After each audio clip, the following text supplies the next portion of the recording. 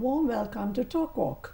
This is Minoli de Almeida continuing the talk show on the psychosocial impact of post COVID. May I make an appeal? Please do not give up wearing your masks. Let us support the health services because this virus is not over. It can crop up at any time. Please keep your masks on and help us to control this virus. Today we focus on media. Media plays a vital role in our lives. So much so, every morning you see a gathering of people at newsagents waiting for the newspapers to be delivered. It might be good, the bad, or the ugly, whatever they are, waiting for to receive it. Good reporting, it is said, consumes our mind and controls our life. To social media, I plead, use the platform to impact people, not to impress. And to fake media, the electronic and the print, please do not sensationalize. It is like convincing a monkey that money is sweeter than a banana. With that, let us introduce the panelists today. First, may I do the honors? We are having a sponsor on this episode. It is South Asian Technologies Private Limited, a company that has been in distribution of ICT products for over a decade. They are the sole distributor for Kaspersky, a global cybersecurity company which has been in the market for over 20 years. Kaspersky has a range of products such as internet security for Android, Safe Kids, and Total Security. Thank you, South Asian Technologies. Now back to our panelists. We have Sandro Satyajit Pereira, a law student who was head prefect of his school. He's a coordinator and presenter for Primetime, a TV show that brings youth together, Charana TV. He's a professional compeer and a voice artist. Hello, Sandro. Hello, Dilrukshi. Dilrukshi Handunheti is a lawyer, a senior editor, investigative journalist, founded Sri Lanka's only center for investigative reporting, runs media literacy programs, trains journalists, and produces investigative stories. Oh, how interesting and how dangerous. Welcome to you as well. Thank you, Minali. Then we have Hilmi Ahmed, a veteran, founder, CEO of Young Asia Television. I don't need to introduce him so much. I suppose everybody knows him. Welcome, Hilmi. Thank you. And the last but not least is Suresh Emmanuel. He's a cyber security professional with extensive experience specialized in data governance, information security, framework, card industry security, security architecture. Currently, Chief Information Security Officer of the Hatton National Bank. Thank you, madam, for having me here. Going back to Sandro Satyajit, I want to know as a student the impact that media makes on your life and as well as the other youth of this country. Thank you, Ms. for that wonderful introduction. Before I move on to the power of the youth and how that affects here, I'd like to actually tell a small story that shows depicts something very strong. So there was a fisherman once. This was the news actually from a few years ago. There was a fisherman and he had apparently died in sea. And what has happened was this media organization had witnessed this and had gotten to know about this and had gone to the extent of talking to the family with their cameras and asking, do you know that your family member has passed away? And they didn't know that. And imagine the despair in the people. So is this responsible media? Is this the true responsibility that media personnel should have? I think this is the core area of the topic today. And when it comes to such responsibilities also, there's a small reason now. I think we all know by now that media organizations love to focus on the spice. They call it the spice, hot news, where we it's all about accidents or deaths or drug deals gone wrong, you know, and this is what media focuses on. But You mean is this sensationalizing it? exactly? But the thing here, Ms. Minoli and great panelists here, is that is this what we should be focusing on, right? And that question arises. But at the same time, we see in the past 20 years, I'm sure these media personnel here as well would definitely contribute to this and agree with me as well. There has been a shift in how stories are told, how news is reported, right? Because when we talk about now 20 years ago, if you see a news reporter, they'd be sitting at the desk and they'd just be talking, telling out the facts. But now if you look at a famous media organization like say CNN, they'd be talking to you like telling a story, right? And this storytelling, the power of storytelling has grown. But the whole the negative point there is that is this storytelling perspective, is it not blurring the line between subjectivity and objectivity? Therein lies the problem. Therein lies where we should think, right? Should we be subjective or should we be objective? Because people like stories. Stories unite people. We have history, we learn from history, and history has a lot of beautiful stories, right? Even though they may not have been so. So these stories, I believe, are what people like. It unites people.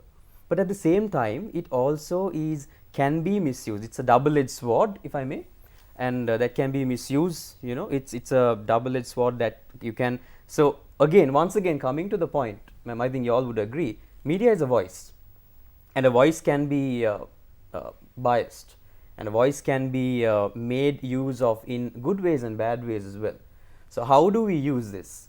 And because where there is people, where there is always bias, because humans are diverse and diversity breeds conflict, but diversity is also our greatest strength as humans. So how do we use it? This is the whole just a little introduction to what the topic that we are going to talk about. And also now focusing on the cyber crime aspect, just a little bit to add on maybe, and the others can add on as well. When it comes to cyber crime, cyber security as a whole, how many people now, especially now this is a crime, right? How many people have you behind the screen sitting there today? Have you gone to a police station and said, my photo was my Facebook profile was hacked, can I lodge a complaint? How many people can actually do that, right? I mean, it is there in the law.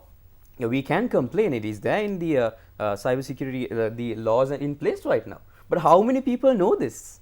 How many people take the step to go and how many police officers would say, yes, that's a really dangerous thing, we'll look into it. Would that be practical? And these are the problems of the society that the real problems that we should focus on. Like how brave are people to go and report? Now, another thing that the youth, I believe, are facing a lot is even other age categories as well, is the leaking of nude pictures. And now recently defamation has been decriminalized, so and it has become a civil case. But that in the sense that how does that like people when they go into when their pictures are leaked, nudes are leaked, how do these people get I mean, obviously their reputation is gone, right? And what is the assurance of privacy for these people? What is the so now since it is a civil case, I'm sure Ms. Dilrukshi will add on to this definitely. There are certain damages that can be, but is there an actual damage that can repair? Is there a reparation of a person's reputation?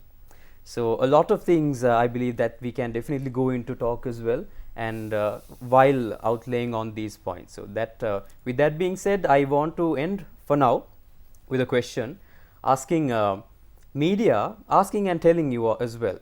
Media is everywhere around you. Even the small phone brand that you use is affected by media. Because why? You saw it on an advertisement. You saw it somewhere. This is good. Why not buy it?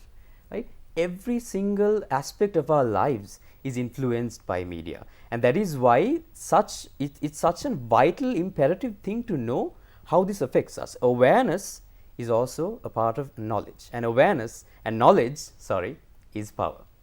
So with that, I'd like to end for now. Excellent wealth of knowledge, I would say, for a youngster.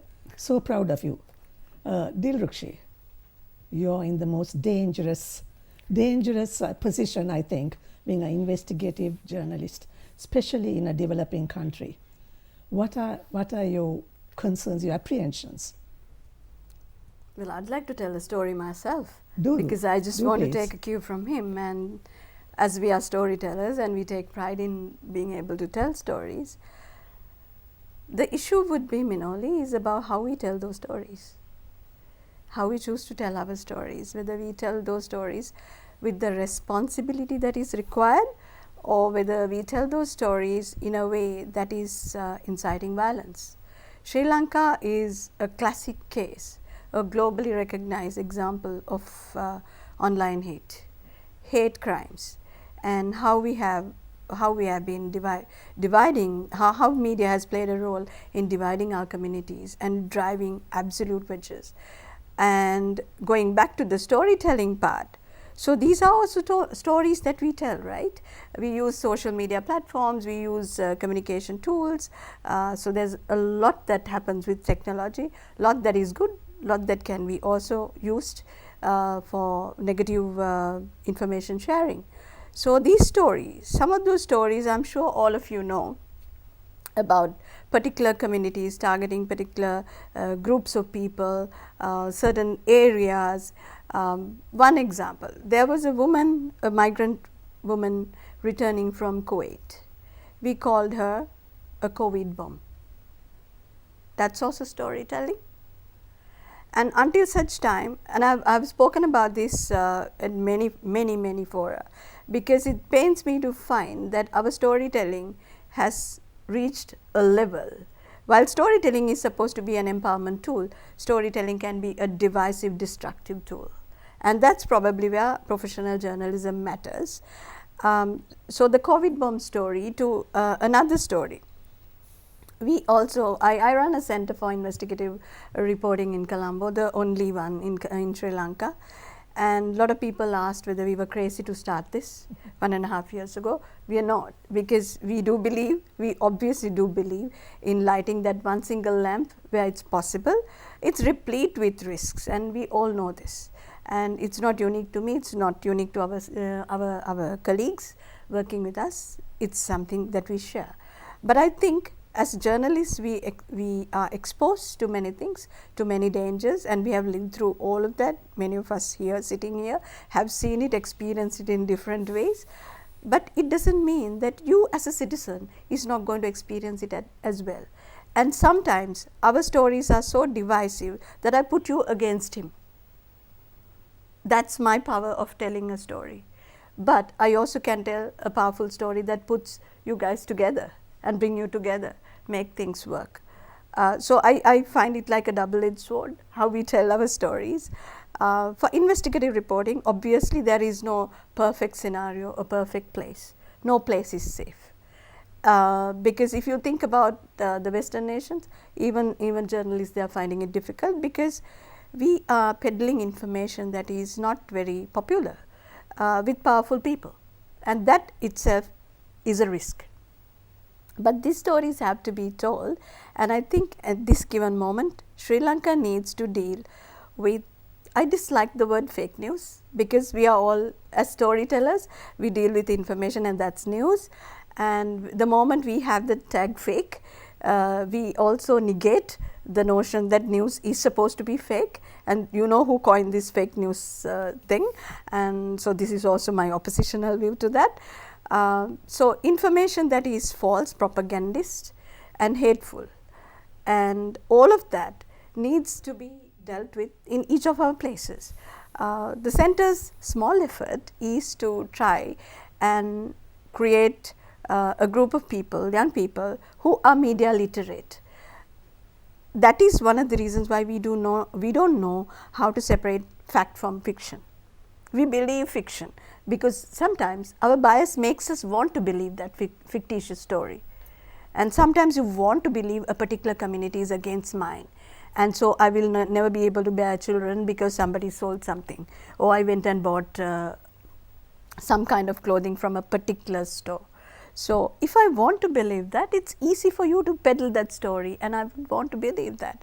So as he said, we deal with a lot of social constructs, a lot of biases, a lot of stuff. Ours is a small initiative, a small experimental thing to see whether we can deal with information that is false, information that is damaging, information that is hateful, and but for me to know and for them to know, we need to be literate. So, we build a community of journalists who will tell stories, verified stories, information that is verified. Journalists are in crisis, journalism is in crisis because let's face this together, people don't want to trust us, people don't trust the information we peddle, people don't trust us as individuals. They think that we belong to different camps, different organizational setups, and we peddle different lines. To overcome that, we thought we will step out of the organized structures, create our own, and create a space for journalists based on a request from journalists we worked with, that we give you space.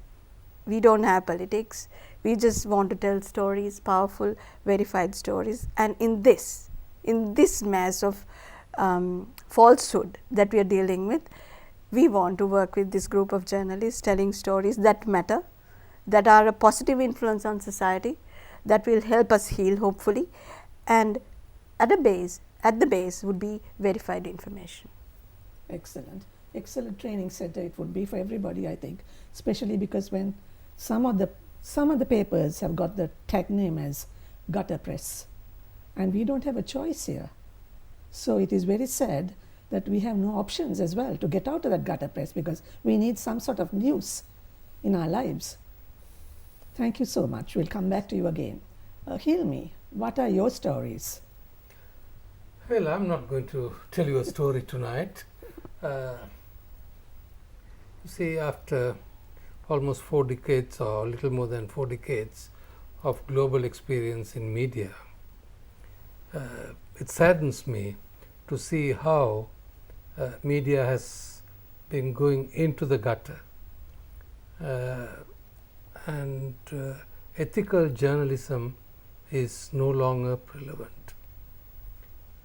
There are no values, but this is also mainly because of technological developments that has taken place, where anybody could be a storyteller during the last decade or so.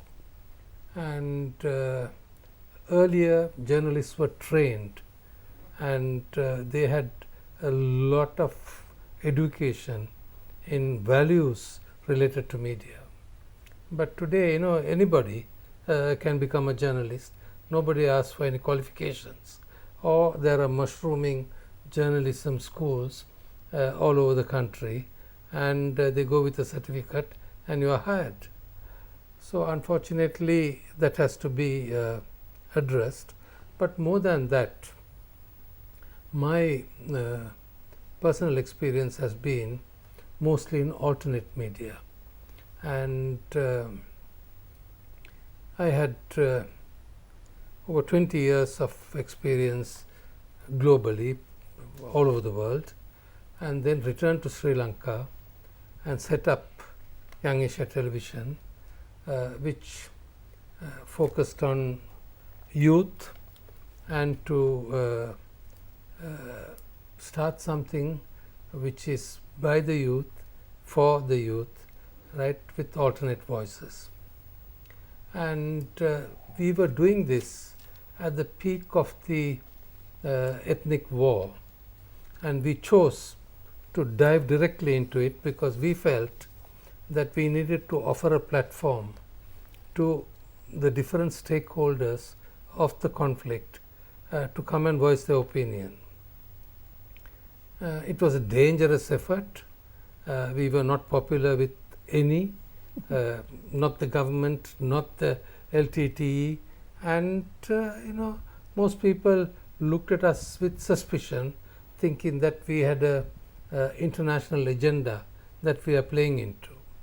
But still, we were able to address some of the dangerous issues that confronted us at that time.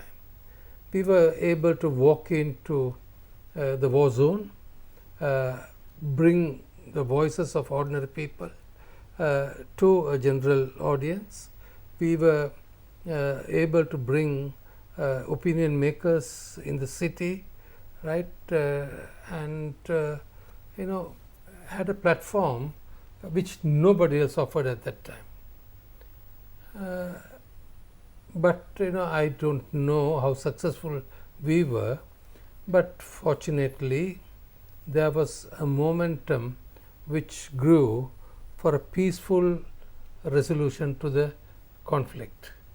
And I remember that, you know, at one time it was over 70% of the population felt that, you know, we need to have a peaceful resolution to the conflict. But of course, you know, things didn't work out that way, right? A military solution was found, and you know, we lost on a golden opportunity after the military victory to reconcile. Right? The government was in a position to address some of the core issues of the conflict because they had the mandate from the people, because the entire country supported them in the war victory. So we failed. So, you know, media played a major role in creating all this hype. You know, that is where, you know, the media started shifting away from values it should have maintained. And for me, media is something which should address the core issues of society, and that has been lacking during the last 2 decades in this country. We need to reinvent the usefulness of media. Media is meant to inform, educate, right, and change the society positively. But you know, what we have experienced in Sri Lanka during the last 2 decades is exactly the opposite. Media has been promoting hate, media has been promoting violence against different minority groups, including gays and lesbians. I mean, it's not just ethnic groups that were targeted, but all minority groups. You know, media has played, I would say, a dirty role. So I think, you know, we have responsibility as media personnel to actually address this, and I would like to continue after join the discussion on this. I think it's a total erosion of standards, and we have to hope and pray that there'll be balanced reporting and there'll be ethnic reporting and not just brainwash the mass people of this country. Suresh, you being a cyber security professional, what do you add to all this on the media? Right. Thank you for having me here. So basically, just to embrace on what my fellow panelists said, if you take media, responsible media, and cybersecurity all together, so and a few concerns raised by one of my fellow panelists. So if as globally the cybercrime has evolved too much, so but one of the key reason is the lack of awareness among the people and the citizens globally. So if you take cybercrime is today is $1 billion industry. It already taken over all any other illegal revenue schemes, including drug trafficking to human trafficking, everything. So it's a really $1 billion industry. So in this case, people are motivated to engage in cybercrime. There are organized cybercrime groups. But if you take certain examples starting from social media to organized cybercrime hacking incidents, everywhere the lack of awareness and lack of the qualified professionals in terms of protecting the environments, those are the like a global kind of issues currently we have. But if you take certain things we can do, but for the social media has been like one of the key powerful tool in today's context. If you take from a small child to an elderly person, everybody almost in the social media. So probably about, as I heard, like a few billions of social media users globally. So if you you can actually through the social media, there are a lot of phishing scams and attacks has been conducted by the cybercrime groups for a long period of time.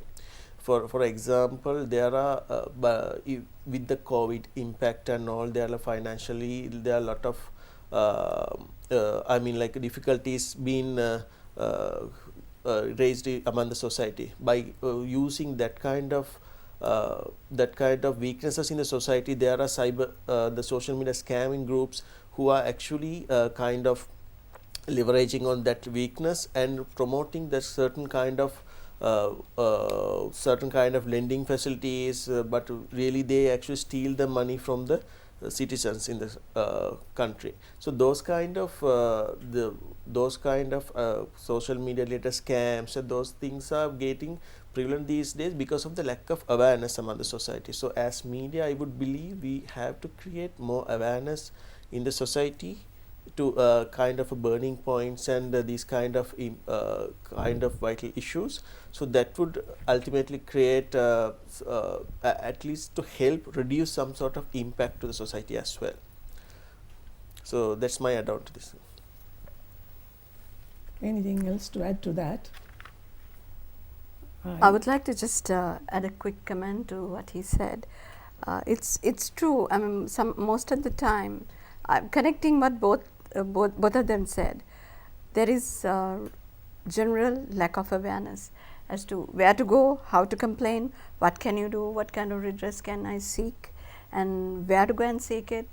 So that kind of general understanding is not quite available, and the platforms also allow some kind of flagging of issues, possibilities. So you can actually complain to the companies, the social media platforms, depending on the time of their responsiveness may vary, but I think there are possibilities for people to complain. So I just want to say that we actually pilot one initiative, and that's with Facebook. And yes, it's seen as a very problematic platform. There's so much happening, but there's so much engagement on that. So instead of disengaging, we decided to engage, but on the other side of things, to do foundations program, general foundations program on digital safety. Some of it is specifically targeting women, because the hate crimes are also very different when it comes to targeting men and women. So we have a very gendered way of experiencing hate online and offline, of course. So first you need to know how to be secure on a platform.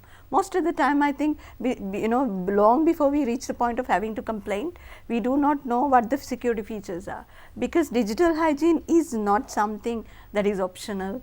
It's mandatory. So if you are on a platform, you are engaging, you better know it. So you have to build that literacy base for everybody as a common thing. It's not a privilege. It's just such a common thing that you all have to have that. We'll get back to you. We have to stop for a short while for a commercial break.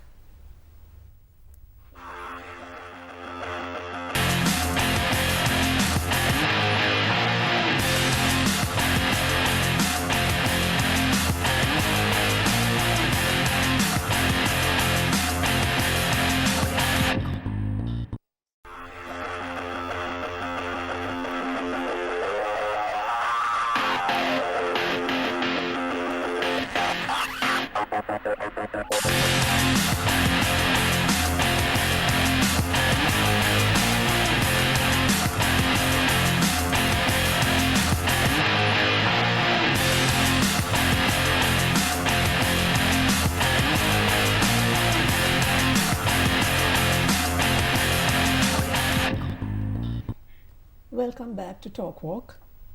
I should again mention that today's episode is sponsored by South Asian Technologies, the sole distributor for Kaspersky, a cybersecurity company. On another subject, you can all see this book.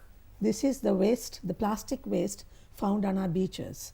And the people in Jaffna has gone into production of these books. So I thought I will share it with the audience, what lovely work you can do if you're a bit innovative. Where were we? We were with Dilrukshi. We stopped with you. Please continue where we were. Well, I think solutions have to be sought, and I think I agree with all these panelists here.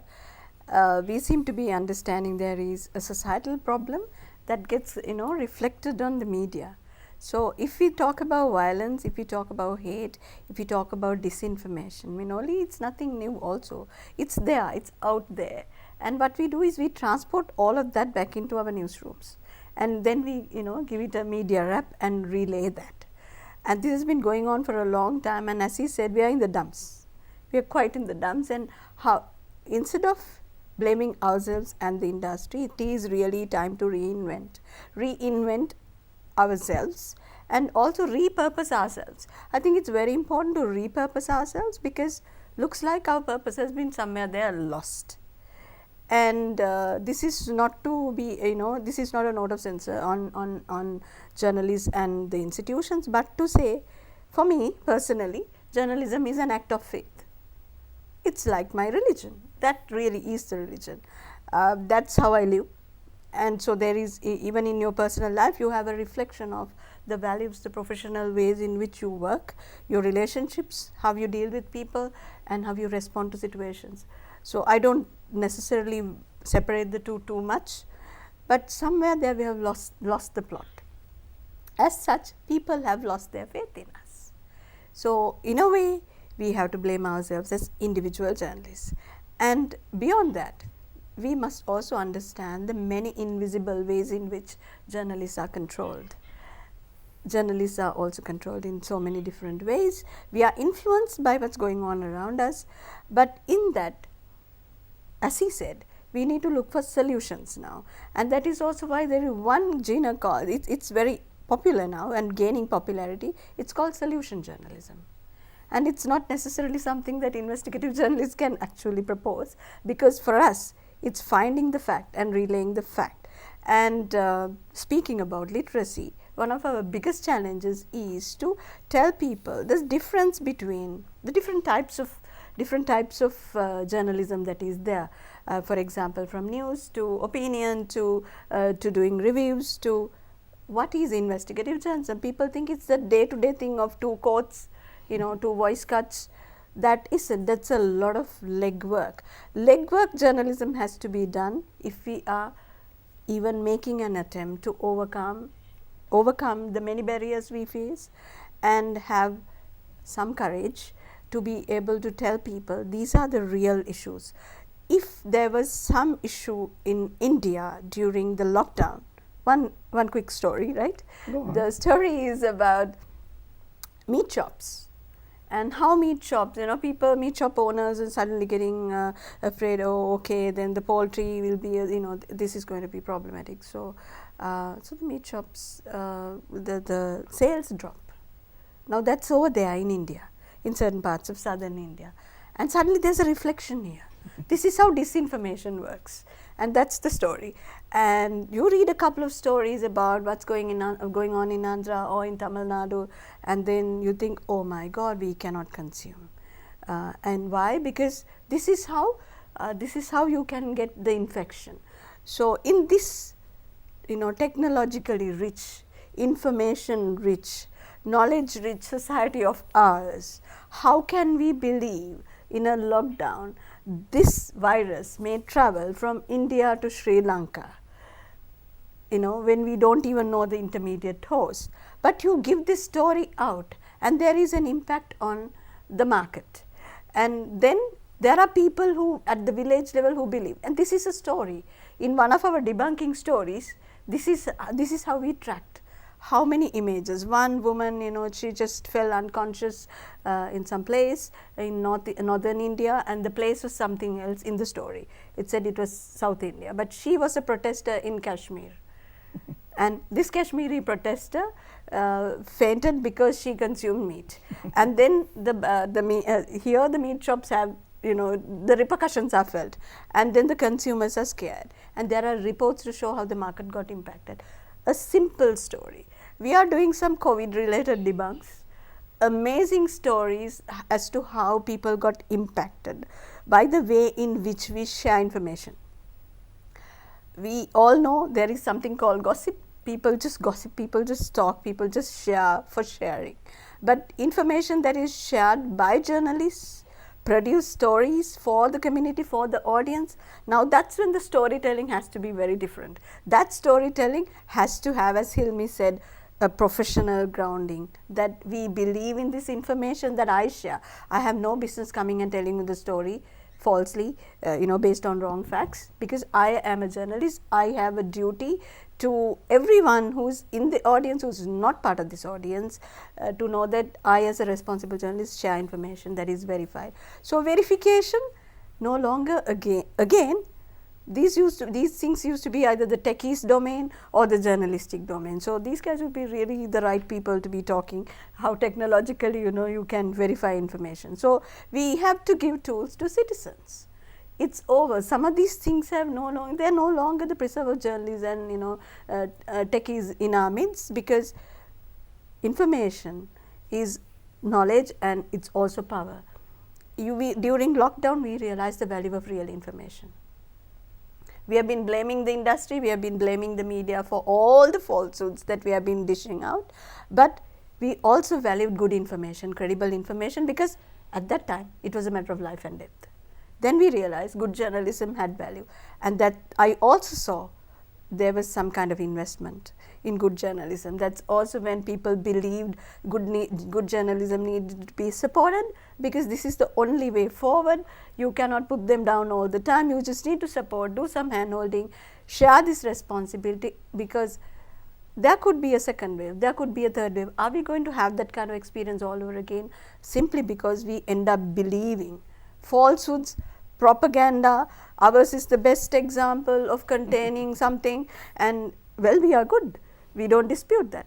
But we are, these rankings that we have been seeing, and how certain pockets are more vulnerable because of the way in which they live, then it's about a housing issue. As a country, we have to address the housing problem, and we have to look at the models. Instead of that, we just ghettoing people into various compartments and say, you're the problem.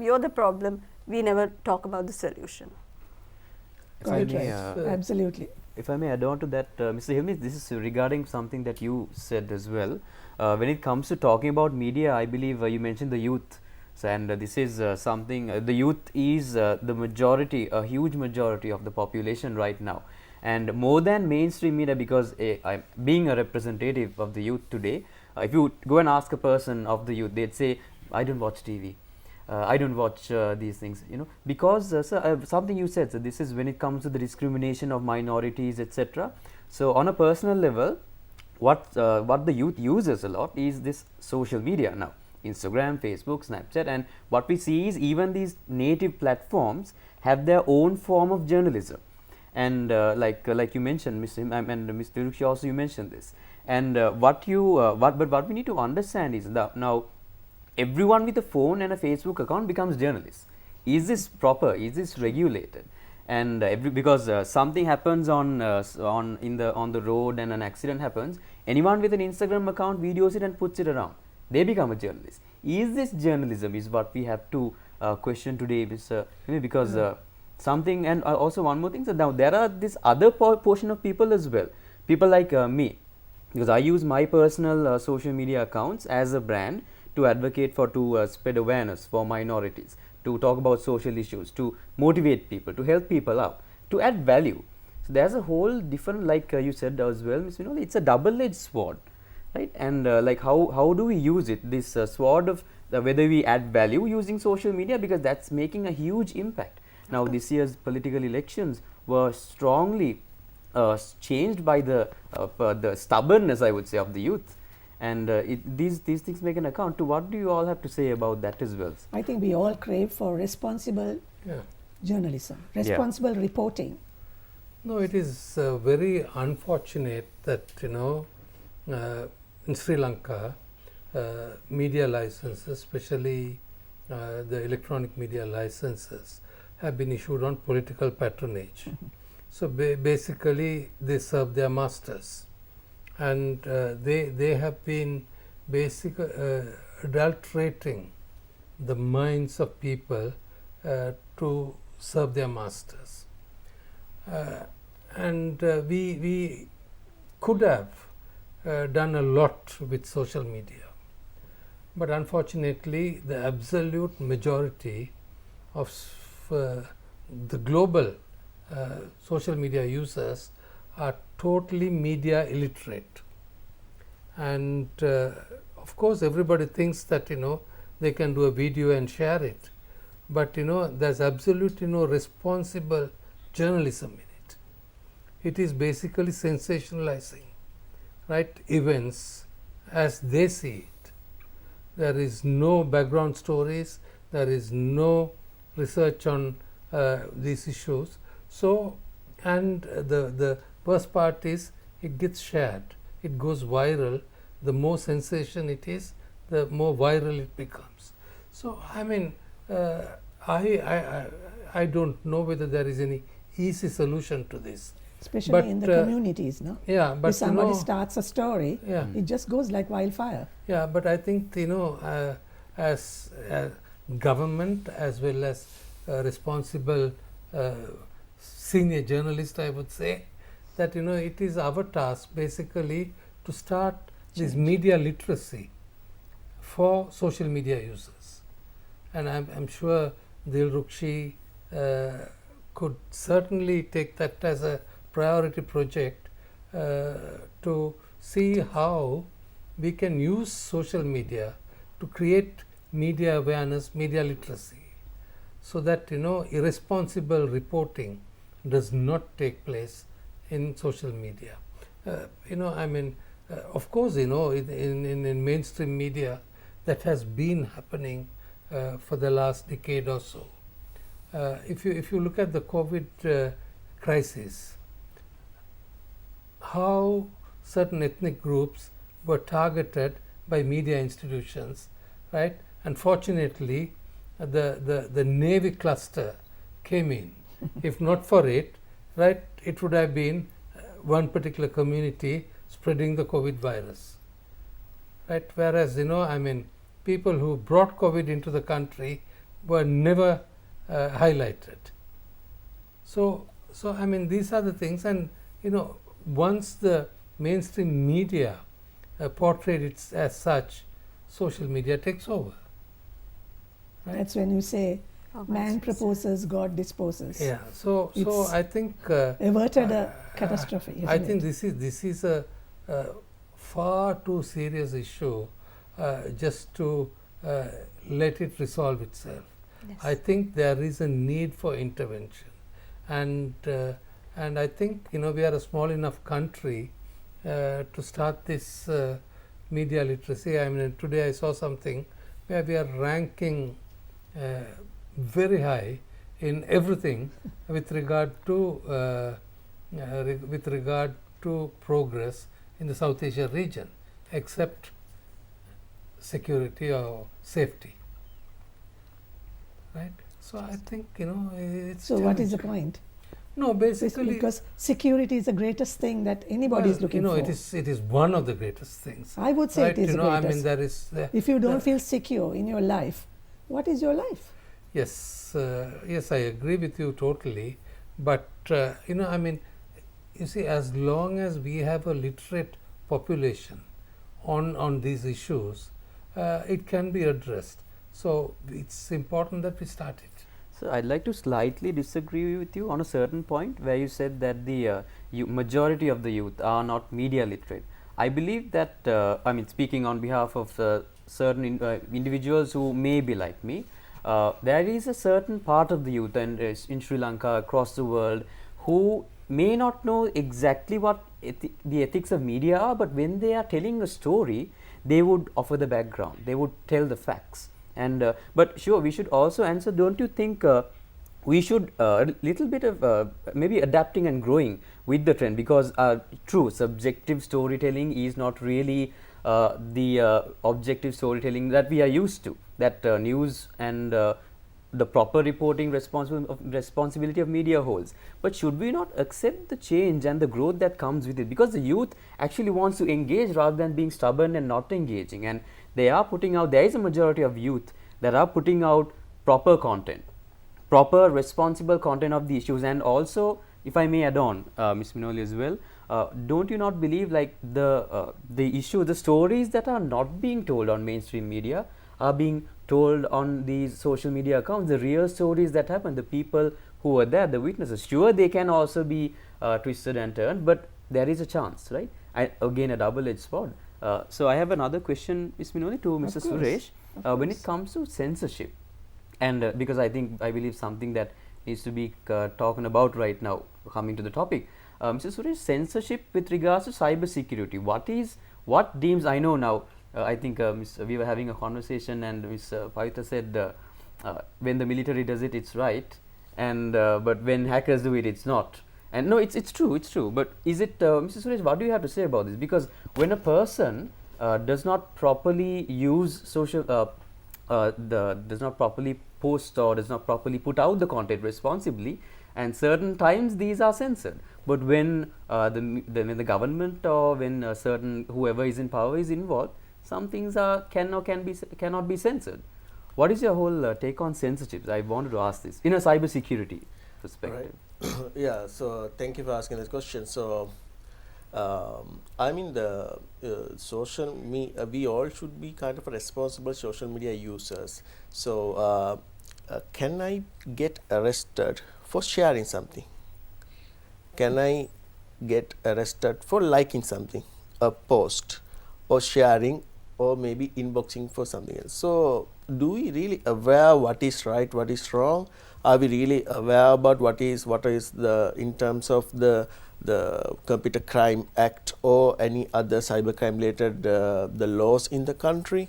So we've seen like a lot of young people getting arrested for probably spreading hatred or spreading illegal content. So most of the time because of its unawareness, and most of the time maybe purposefully, but although they think maybe there is no proper law to probably they are not aware about the law. So in terms of the censorship, so it's actually when we kind of live in a regulated platform, in the regulated society, there are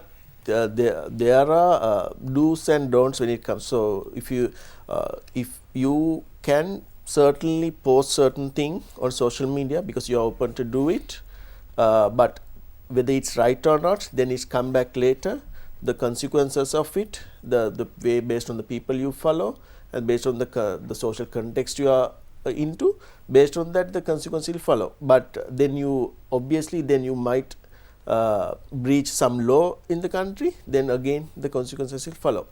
But when it comes to censorship, yes, there are a lot of censorship. If you take certain countries like China, the people can't really openly post anything, even the social media. But if you we talk about the hackers actually eavesdropping on what we are doing, whereas in the certain developed countries, actually the government is doing that for us to do it. But that's why all these privacy laws and things are coming in, with the GDPR and all these things are coming up.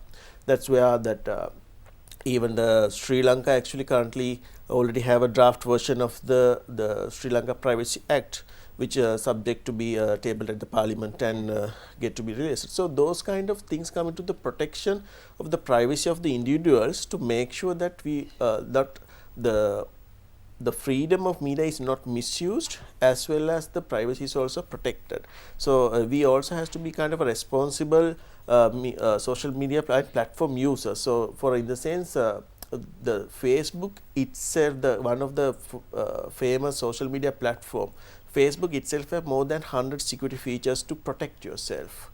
In a vibrant democracy, I think we all have to cry for a voice. We should be able to speak out. Of course, not instigate anybody. And with that, we have to stop for another commercial break. We'll be back with you. Please stay tuned. Welcome back to Talk Walk. Thank you for your patience. Again, a word of appreciation and thank you for our sponsors of this episode, South Asian Technologies, the sole distribute for Kaspersky. Now it's question time, and reporting on a crisis issues are mostly partisan. How do we overcome this? Anybody can take the question. I'd like to take that question first. I'm sure Hilby would want to add that. Responsible reporting, but I think there's great emphasis that we all seem to be laying on this thing called responsible reporting. I would give you an investigative journalistic response to that.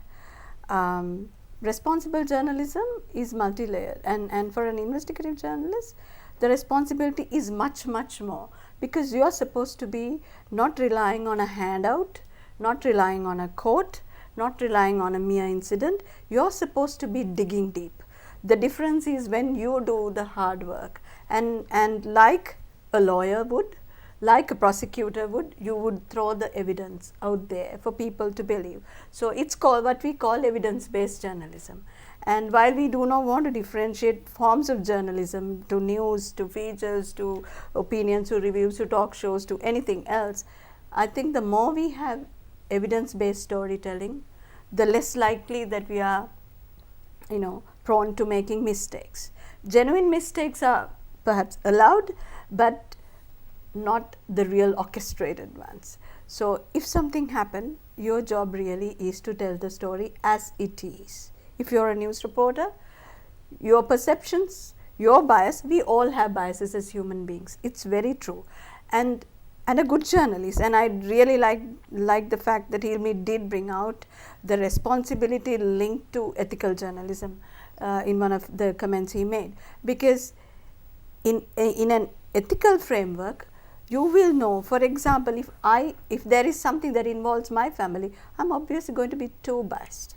I'm not going to be able to have a very impartial view on that. At least, even if I am, it's the best practice to step back and say, someone else who's not engaged, who is not involved, who is not emotionally linked to this incident, deal with it. This is not happening.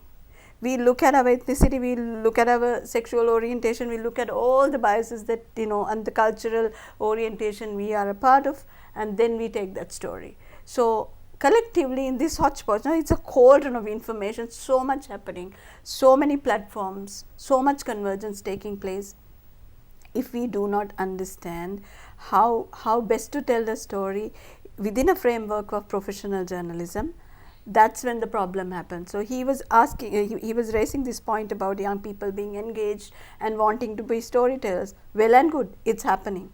Nobody wants to ostracize them and say, we don't want you in our midst. We do, because you are a citizen, you have a story, you can tell that. All we are asking for is, it's a craft. Telling a story is a craft.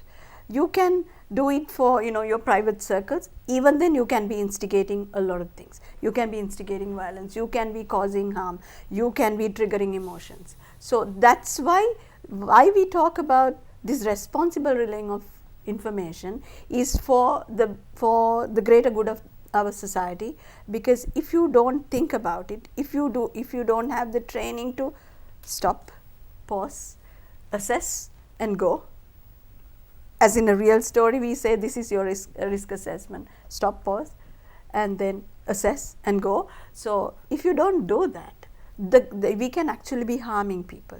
Our information may be halfway verified. In a country like ours, we have seen 30 years of war. We have gone through so much of pain. We continue to live through so many struggles. It seems like we go from one to the other. So we cannot be experimenting and we cannot be taking chances. Everyone can tell a story as long as they understand the ethos of telling a story, because it's not for yourself. You are not telling the story for yourself. You are telling it to somebody out there. They are going to believe you. Somebody is going to believe you. So that comes with responsibility. Journalism in any form, whether it's happening on social media or in the conventional media or in any other alternate way of telling a story, it has to have that sense of balance and sense of responsibility and serious ethical understanding. The tongue and the pen are very sharp. Don't you think so? It's sharper than a sword, I feel. because it can rain havoc in somebody's life and destroy a community. The second question, constructive criticism with facts. Why is it not happening in all the channels that you have in Sri Lanka? Yeah, Electronic and media, Before both. I respond to the question, I also want to add, in this competitive media environment for mainstream media, with the threat of social media taking over, this breaking news culture has come in. Right, everything is a breaking news because the mainstream media is worried that social media will break it before them, and so there is quite a lot of irresponsible journalism that is taking place. So what is the priority is to ensure that trained journalists also become responsible journalists. This thing, but to get back to your question. Can you say the question again? Question is constructive criticism. Yeah. Constructive criticism also needs deep analysis. Right? You can't just take a issue, as I said, in this competitive culture of media. To do the necessary research and tell your story is becoming extremely difficult for most media practitioners. So I think that is where we need to make sure that media management does not push for breaking news, so that they could have responsible reporting. Well done, thank you. The third question is investigative journalism. That is yours, Dilrukshi, has had a dark era in developing countries. How do you overcome this and what are your apprehensions? I think we're going to take 2 hours to list out the apprehensions. Just in a nutshell. Yes, but well, not only in the developing world, it is true. That is also because we go back to the question of media literacy. Again, in many of our countries, learning the craft in a formalized manner has come a little late. So that there is also that, so that people can have formal education and be oriented, have the orientation to enter the industry. But once again, in Asia, good journalism is happening and good investigative journalism is happening. In fact, we are telling more stories, more powerful stories, impactful stories, things that actually have great impact. You only need to look around. There's lots happening in East Asia and there's lots happening in South Asia. People are telling stories. It's not as if it isn't happening. But collectively we do it at great risks. But all I can say is we go back to the basics. If you do good journalism, and there is a market for good journalism, and if everything was bleak and unhappy during the lockdown, one of the biggest hopes I had was when people wanted to invest in investigative journalism in this country and elsewhere. That means people valued information at that point. Those who used to criticize the industry saw an opportunity, saw the value of real information. Now all the people who wanted to believe in the fake items suddenly wanted authenticated information. Why? Because it has a relevance to your life, it has a relevance to your health, it has a relevance to the kid going to school and what we can buy and where we can go. So information's value was really re-emphasized during the lockdown. I see it as an opportunity. And this is also why there are a lot of debunking efforts across within the region relating to how the lockdown situation influenced information and how journalists influence better storytelling during that time. So Minoli, I look at it from a different point of view. If we felt so defeatist, we would be here. We wouldn't want to be here. We want to be here. We want to make an intervention that will at least light one single lamp in the industry that is supposed to be so bleak.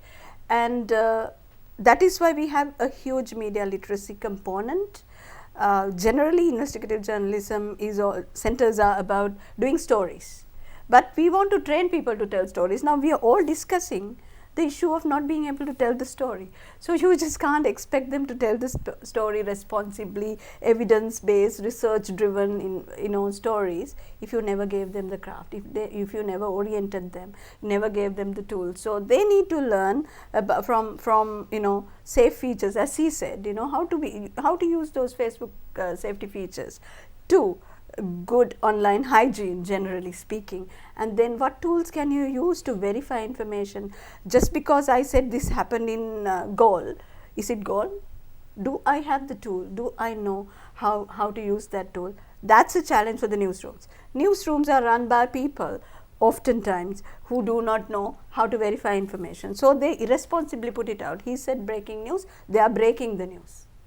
They are not breaking stories, they are actually breaking it, because there are clarifications. Soon after breaking it, you have to send a clarification saying, oh no, not 2 people but 3 people, or something else, it's not Galle, it's Matharan. So this is because in the rush to be the first, you do not place enough value on the content, on the information, the quality of the information you are sharing. So it is only natural that someday you will be also called to explain as to why you are breaking stories and breaking information. You are actually breaking the story. So I think we have to start from scratch, and technology has challenged us. He said it right. Social media has challenged the mainstream. We got challenged. We had to evolve. It's time to evolve, and when evolving, the newsrooms have to evolve. The conventional newsroom also has to evolve, social media also has to evolve. They have to become more responsible. These guys have to get the technology and be hands-on. If you are a news manager, if you do not know how to verify the geolocation of an image that is before you, I don't think you are suitable for that job anymore. It was okay 10 years ago, but not anymore. And you just need to be able to verify and say that, because this is our reality, this is how disinformation happens. That would be misinformation, because there is no motive to relay information that is false. But you cannot be that responsible manager of a news team and say that I don't know. I need to know, I need to have the tools. We need to work with teams who will have the tools, who will have the understanding, who will mix journalistic ethics, values, professionalism and the technology, all of that in one basket, and be able to tell the stories, because convergence has already happened. There is nothing called print media. If I may add on there, so Yeah. I think something that we are not talking about with this question is, now I'm sure and everyone watching at home, not everyone is a media personnel, is someone from the media, and I believe the most important and integral part of this topic is the people consuming the media, Yes. the civilians. And when it comes to verifying information, I believe Ms. Minola, we should definitely talk about the side of the citizens as well, because when it comes to now, especially during the pandemic, as you would have noticed, there were stories telling don't eat bread, you might get COVID-19, and stories such as these. So this is these types of information really affected us, and like you said, it made the issue more personal. Because of COVID, the news became more personal. Before that, it was like, okay, this happened on the news, that's all. But the news became personal. When the problem becomes personal, people start acting. People start bringing awareness. People start wanting to do more. And I believe along with that, what if you are watching right now today behind the screen, something you can do as civilians, you can definitely, when you see a piece of information, check the date. Don't panic when you see the information, and definitely check if it is from a verified site. A few young people got together and formed a group called Watchdog. It was an app, Yes. and that actually helped a lot curb, especially in times of crisis, the amount of misinformation they have. It's a lovely interface where the fake information and the real information was sorted, and it helped a lot of people, because these WhatsApp messages was roaming around and giving people the wrong information. So innovations like these are what helps us, and you, as being the civilian, I believe my message would be to please check information, verify, is this verified information, is this, but remember also where you verify it from may or may not have a bias. So that is up to Brilliant. people. Brilliant. Actually, I think she is very courageous, isn't she? Yeah. To go into this Yeah. investigative Definitely, journalist. Actually, today with the advancement of technology, media has become very complex, and there are fake news factories which are spurring out what is needed. There are corporate misinformation that is being fed, Really?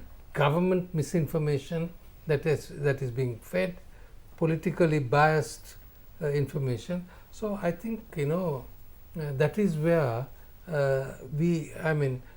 I certainly feel that journalism should be left to professionals, right? People who are trained to do it, so that they will know how to address it. But of course, we cannot avoid the impact of social media.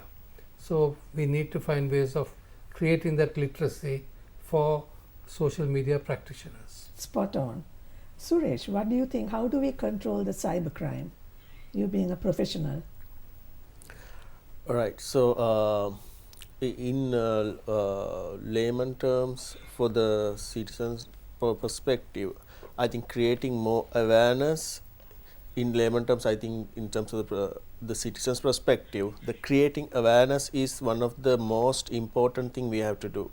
So, especially people to not to buy anything on social media on the first hand, where they need to validate information, whether it's coming from a legitimate source or a validated and authentic source, then the extent of the information. So that awareness has to be created among the society.